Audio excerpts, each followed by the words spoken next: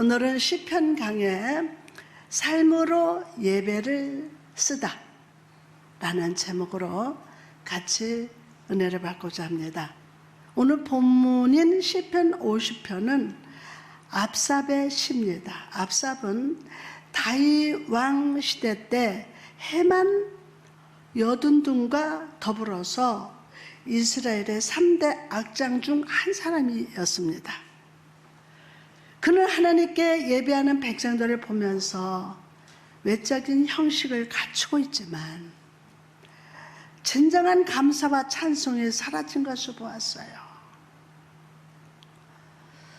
하나님께 제사를 드리면서 범죄물을 드리고는 있지만 내면에 어떤 준비도 없이 하나님께 예배하는 자들을 책망하고 있습니다. 본문 11절에서 13절 말씀 보니까 산의 모든 새들도 내가 아는 것이며 들의 짐승도 내가 내 것이미로다. 내가 가령 주려도 네게 이르지 아니할 것은 세계와 거기 충만한 것이 내 것이미로다. 내가 수소의 고기를 먹으며 염소의 피를 마시겠느냐? 마치 하나님이 이렇게 말씀하시는 것입니다. 너희들이 내게 나올 때 소와 염소를 가지고 와서 제사하는데 내가 그 고기를 원하는 줄 아느냐? 라고 물으십니다. 내가 그걸 원하는 줄 아느냐? 옛날 이방인들은요, 제사를 드릴 때 자기가 드린 동물 제사가 신들이 즐겨 먹는 음식이라고 생각을 했다고 합니다. 신들이 그 제물을 먹고 어떤 제물을 드러내느냐에 따라서 그 가치에 따라서 더 큰 것을 준다고 생각했습니다. 그런데 이런 가치관이 이스라엘 백성들의 예배 속에 들어왔다는 겁니다. 예배 속에 이 가치관이 들어왔다는 거예요. 제사를 드릴 때 소와 염소를 제물로 드렸으니 하나님이 이 고기를 드시고 큰 복을 주신다고 믿었다는 거예요. 하나님이 드시고. 주님은 이런 백성들의 제사를 보시면서 물으시는 겁니다. 예, 내가 이방신인 줄 아느냐? 내가 이방신인 줄 아느냐? 내가 이런 고기를 먹는 신이라고 생각하느냐? 그러면서 오늘 시인은 하나님께 예배하는 자들에게 참된 예배가 무엇인지를 우리에게 교훈하고 있습니다. 저와 여러분에게 교훈하고 있어요. 하나님 보시기에 아름다운 예배는 어떻게 쓰여질까요?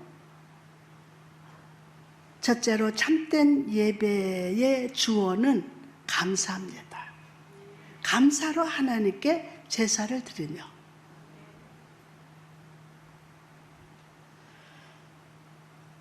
참된 예배, 하나님이 기뻐하시는 예배는 감사로 드리는 거예요.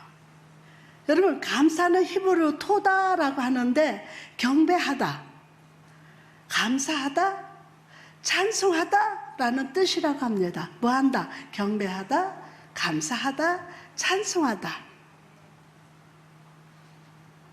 이스라엘 백성들은요, 하나님께 어떤 제물을 드리느냐, 어떤 제사를 드느냐에 주목했지만 하나님은 주님께 나오는 자에게 어떤 특별한 형식이나 특별한 제물을 원하시는 것이 아니었습니다. 너무 쉽게 준비할 수 있지만 항상 잊어버리는 감사의 마음, 그 감사에서 흘러나오는 중심의 찬양을 원하신다는 거예요. 골로새서 3장 15절을 보니까 너희는 평강을 위하여 한 몸으로 부르심을 받았나니 너희는 또한 감사하는 자가 되라. 바울은요, 우리에게 감사하는 자가 되라 라고 권고합니다. 무한한 자가 되라? 권고하고 있어요. 감사하는 자라는 말은 헬라로 유카리스토이라고 하는데, 입으로만 감사하는 수준이 아니라 환경적인 여건이나 물질적인 여건이 좋을 때만 감사하는 것이 아니라 그 인격 자체가 감사하는 인격, 감사하는 존재, 감사하는 성품을 가진 사람이 되라 라는 뜻입니다. 여러분 한번 생각해 보십시오. 하나님이 오늘 이 자리에서 예배하실 수 있도록 건강을 주셨어요. 질병에 걸려서 병원에 누워있는 성도분들을 신방해 보면 이런 말들을 종종 듣습니다. 목사님, 정말 이 병에 걸리고 보니 얼마나 예배가 소중하고 귀하고 축복인지를 깨달았습니다. 라고 하십니다. 건강하게 예배할 수 있는 거 감사해야죠. 당연한 거 아니에요. 하나님의 건강 주셔서 이렇게 우리가 하나님 앞에 예배하는 거예요. 우리에게 살 집을 주시고 교회 올 때 차도 주셔서 얼마나 감사합니까, 여러분? 뿐만 아니라 하나님은 우리 인생의 선한 목자가 되어주심으로 인하여 감사합시다. 양이라는 짐승은 혼자서는 절대로 길을 찾지 못해요. 목자가 인도하지 않고서는 금세 길을 잃어버리고 골짜기에 빠져버립니다. 그러므로 양에게는 목자가 반드시 필요합니다. 시편 78편 52절에 그가 자기 백성을 양같이 인도하여 내시고, 뭐같이? 양같이 인도하여 내시고 광야에서 양떼같이 지도하셨도다. 목자가 양을 어떻게 인도합니까? 목자가 양을 어떻게 인도해요? 먼저 언제나 목자는 양보다 앞서가십니다. 길을 인도해야 하기 때문입니다. 또 동시에 목자는 양과 항상 같이 가십니다. 광야를 걸어갔던 이스라엘 백성들을 한번 떠올려 보시기 바랍니다. 하나님의 인도하시는 구름 기둥은 그들 앞서 가셨어요. 동시에 그 백성들 중에 거하시면서 항상 함께 하셨어요. 두 번째로 목자는 잘 따라오지 못하는 어린 양이나 다친 양들을 어깨에 메거나 품에 안고 가십니다. 신명기 1장 31절에 광야에서도 너희가 당하였거니와 사람이 자기의 아들을 안는 것 같이 너희 하나님 여호와께서 너희가 걸어온 길에서 너희를 안으사 이곳까지 이르게 하셨느니라 하시니. 여러분, 목자 되신 주님은요, 우리가 인생이라는 그 광야를 지나가다가 지치고 힘들 때, 영적으로 낙심하고 믿음이 연약할 때 여러분을 결코 버려두지 않습니다. 여러분을 품에 안으시고 품에 안고 가시사 여러분을 지켜주시고 보호하심을 오늘 꼭 믿으시기 바랍니다. 우리가 넘어지면요, 일으켜주세요.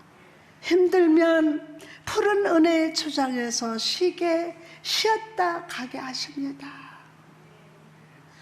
오늘도 우리 곁에서 평강으로 동행하시고 축복의 가난으로 인도하실 것임을 잊지 마시기 바랍니다.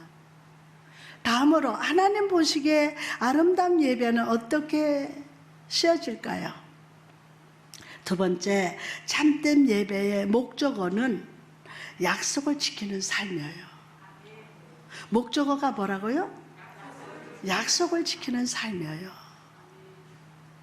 지존하신 이에게 내 서원을 갚으며, 종종 성도 여러분의 기도를 들어보면 이런 고백을 자주 듣습니다. 주여, 지난주 말씀 듣고 주님 뜻대로 살겠다고 결심했지만 또다시 죄를 짓는 연약한 우리를 용서하여 주옵소서. 많이 들어보셨죠? 그렇습니다. 우리는 연초에 하나님 앞에 이전에 제약된 습관, 하나님 앞에서 새로운 삶과 헌신을 결단합니다. 그러나 얼마 지나지 않아서 우리는 하나님께 드렸던 그 모든 약속을 잊어버리고 이전의 삶으로 돌아갑니다. 여러분, 참된 예배가 무엇이라고 생각하십니까? 참된 예배. 오늘 시인은요, 우리가 예배드리는 하나님을 일컬어 지존하신 이라고 표현합니다.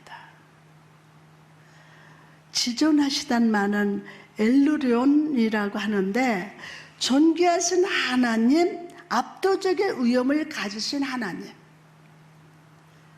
전능하시고 영원히 동일하신 하나님을 의미한다는 것입니다. 전능하시고 동일하신 하나님이 우리에게 약속하신 모든 것을 우리 삶 속에 신실하게, 아주 신실하게 이루시고 성취하시는 것처럼 하나님께 예배를 드리는 자도 하나님께 드렸던 약속을 삶으로 지키는 것이 참된 예배라는 겁니다. 여러분, 성경 속에서 하나님 마음에 합한 자로 인정받았던 다윗을 떠올려 보세요. 사실 그도요, 단점이 많았습니다. 밧세바와 간음을 했고 그것을 감추려고 남편 누구요? 우리아를 죽이기까지 했어요. 한때는 하나님보다 자기 군사력을 더 의지하기도 했습니다. 그러나 이런 연약한 단점이 있었지만 남들에게는 없는 중요한 영적인 마음이 있었는데, 이런 단점이 있었지만 남들에게는 없는 중요한 영적인 마음이 있었는데 어떻게든 하나님을 속이려 하지 않고 하나님 중심으로 살았다는 거예요. 하나님 중심으로. 내 뜻보다 하나님의 뜻을 먼저 생각했습니다. 기쁠 때나 슬플 때나 하나님을 생각하면서 늘 감사의 찬송을 하나님께 불렀습니다.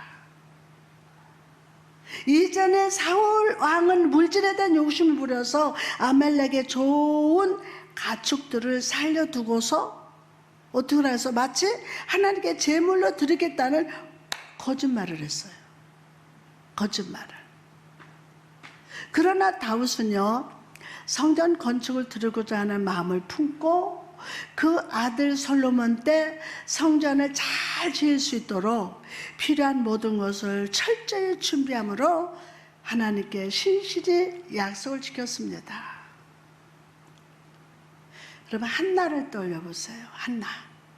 그녀가 자식의 없음으로 인해서 하나님께 기도할 때 이렇게 서원을 합니다. 사무엘상 1장 11절에 보니까 서원하 이르되 만군의 여호와여, 만일 주의 종의 고통을 보시고 나를 기억하여 주시사 주의 여종을 잊지 아니하시고 주의 여종에게 아들을 주시면 내가 그의 평생에 그를 누구로 여호와께 드리고 삭도를 그의 머리에 대지 아니하겠나이다. 아멘. 이것은 단순한 기도가 아닙니다. 창조주 하나님의 능력을 믿는 기도예요. 그 하나님 앞에 응답하는 삶을 살기로 결단하는 기도였습니다. 보통 사람들은요, 자기 삶이 갈급할 때 어려움 가운데 있을 때 하나님 앞에 이런 소원 기도를 잘 드립니다. 주님, 이 문제를 해결해 주시면 제가요 더 열심히 신앙생활 하겠습니다. 봉사하고 열심히 하고 11조하고 더 헌금을 많이 내겠습니다. 해놓고는 문제 해결 받으면 그 모든 약속을 버려버립니다.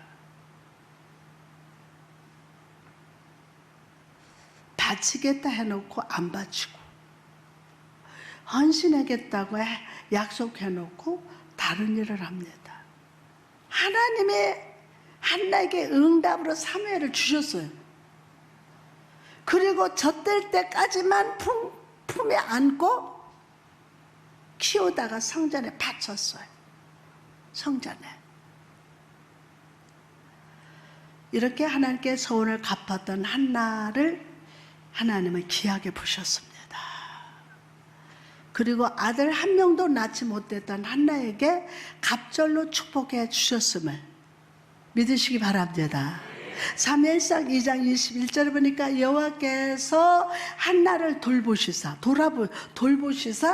그로 인하여금 임신하여서 세 아들과 두 딸을 낳게 하셨고 아이 사무엘은 여호와 앞에서 자라나니라. 아멘. 여러분, 참된 예배는 나에게 응답하신 하나님께 삶으로 응답하는 거예요. 나에게 응답하신 하나님께 삶으로 응답하는 거. 여러분의 삶으로. 이 말을 하면 어떤 분은 이런 질문을 할지 모릅니다. 목사님, 하나님께 소원을 갚는 삶, 약속을 지키고 싶습니다. 그런데 현실이 너무 어렵습니다. 하루하루 먹고 사는 것도 힘듭니다. 라고 하실 분이 계실 겁니다. 여러분이 하루하루 힘들게 땀 흘리며 살고 있는 것 잘 압니다. 고생하는 거 알아요. 저도 여러분을 위해서 눈물 흘리며 기도하고 있습니다.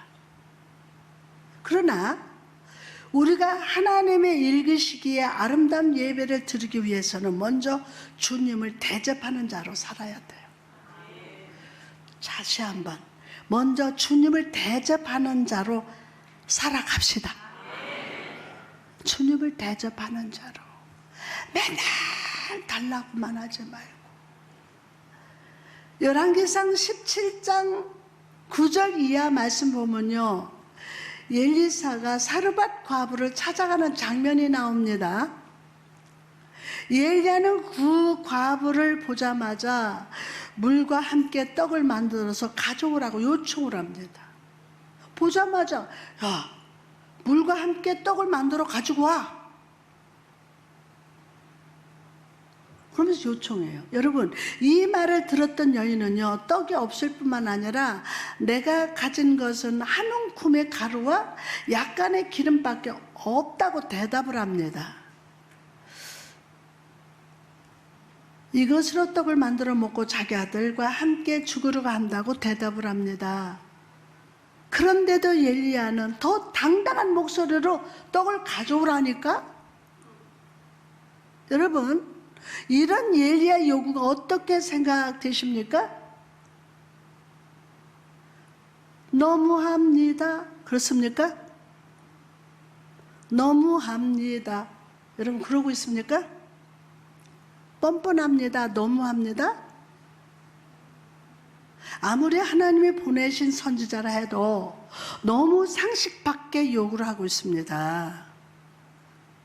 여러분, 이 과부의 상황, 이것이 오늘날 우리의 현실입니다. 여러분들이 살아가는 이야기들을 들어보면 참 많이 어려운 것 같습니다. 경제적으로 어렵고 전 세계적인 이상기후로 인해서 가뭄이 심하다고 합니다. 물가는 계속 오르고 뉴스를 보니 야채 가격도 폭등해서 시금치 한 단에 얼마인지 아세요? 7,000원이야. 코로나 상황이 길어지면서 마음의 상처와 우울증을 가진 사람들이 늘어나고 매일 신락 같은 희망의 끈을 붙잡고 두려움에 떨고 있는 것이 오늘의 현실입니다. 이런 상황인데 하나님은 오늘 우리에게 말씀으로 찾아오십니다. 내 서원을 갚으라. 내 서원을 갚으라. 하나님, 하루하루 먹고 살기도 너무 힘든데 너무 하신 거 아닙니까? 이렇게 힘든데도 먼저 떡을 가져오라고 하십니까? 그렇다면 여러분, 사르밧 여인은 어떻게 반응했을까요? 열왕기상 17장 15절을 보니까 그가 가서 엘리야의 말대로 하였더니, 여인이 이렇게 할 수 있었던 이유가 무엇일까요? 이해할 수 없고 너무 뻔뻔한 요구를 하는 상황이었지만 하나님의 약속의 말씀이 들려왔기 때문이에요. 하나님의 약속의 말씀이 들려왔기 때문에. 아멘. 열왕기상 17장 14절에 이스라엘의 하나님 여호와의 말씀이나 여호와가 비를 지면에서 내리는 날까지 그 통에 가루가 떨어지지 아니하고 그 병의 기름이 없어지지 아니하리라 하셨느니라. 이 말씀이 믿어질저다. 사르밧 과부가 순종했던 것은 엘리야의 요구 때문이 아니라 여호와 하나님 말씀이었기 때문에,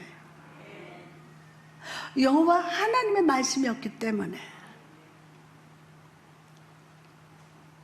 약속을 주시고 그 약속을 신실하게 지키시는 이스라엘 여호와 하나님이 말씀하셨기 때문에 순종할 수 있었음을 믿으시기 바랍니다.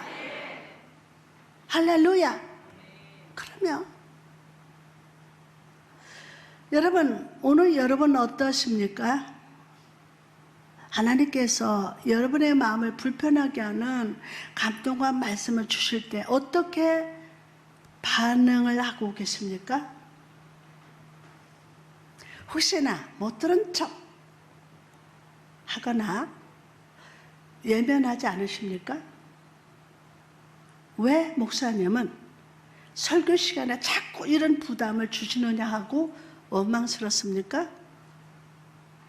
여러분, 이 불편한 하나님의 말씀에 순종했을 때 여인은 특별한 하나님의 은혜를 맛보았어요. 특별한 은혜를. 열왕기상 17장 15절에서 16절을 그가 가서 엘리야의 말대로 하였더니 그와 엘리야와 그의 식구가 여러 날 먹었으나 여호와께서 엘리야를 통해서 하신 말씀같이 통의 가루가 떨어지지 아니하고 병의 기름이 없어지지 아니하니라. 아멘. 말씀대로 순종했더니 가루통에 가루가 떨어지지 않았습니다. 기름통에 주의 은혜의 기름이 넘쳤어요. 하나님을 따라 인생을 사는 것, 그것은 불편함을 감수해야 할 때가 있음을 아는 겁니다. 그러나 기억하십시오. 하나님의 요구하실 때는 우리에게 좋은 것을 베풀어 주시려는 의도와 준비를 하시고 말씀하시는 거예요. 참된 예배를 하나님께 드리기를 원하십니까? 먼저 하나님을 대접하는 자가 됩시다. 하나님을 대접하는 자가 돼요. 하나님 말씀보다 내 생각을 따라가라는 습관을 멈추십시오. 드릴 것이 없는 것까지 주께 드릴 수 있는 믿음의 용기를 보여주십시오. 그럴 때 사망이 엄침한 골짜기에서도 은혜의 상을 풍성하게 베풀어 주시는 하나님을 경험하게 될 줄 믿습니다.